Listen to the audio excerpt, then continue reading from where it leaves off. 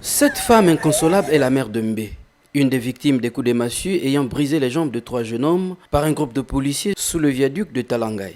Admis au centre hospitalier et universitaire de Brazzaville dans un état inquiétant et abandonné à la charge de sa famille, son oncle qui se félicite de la mise aux arrêts, des policiers incriminés dans cette torture craignent sérieusement pour la vie de son neveu.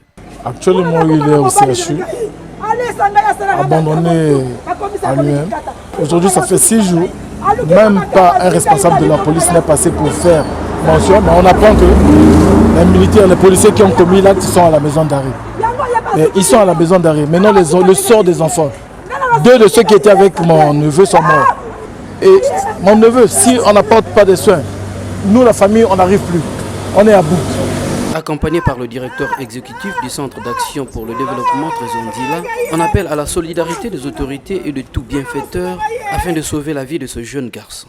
Vous savez, cette venue est venue vers nous pour nous informer qu'à l'hôpital, leur fils n'avait pas de soutien, n'avait pas de soins. Mais je tiens à rappeler qu'avec le président Trésor-Ndila, nous sommes mobilisés immédiatement pour aller à l'hôpital et voir ce que nous pouvions faire pour déjà apporter ce que nous pouvons apporter pour l'enfant. Mais cette famille a abandonné cet enfant qui a perdu les os de ses jambes parce que nous voyons que son état est très critique, a besoin de soins. Donc ce que nous avons décidé, c'est de lancer un mouvement de solidarité autour d'un numéro de téléphone où les personnes peuvent envoyer un mobile money au niveau de la maman pour subvenir aux besoins de son fils. Aujourd'hui, je suis en train de craindre que cet enfant ait besoin d'une évacuation ou vers le Maroc ou vers la France pour que ses soins soient administrés. C'est une tragédie nationale, je vous assure, je suis son monde.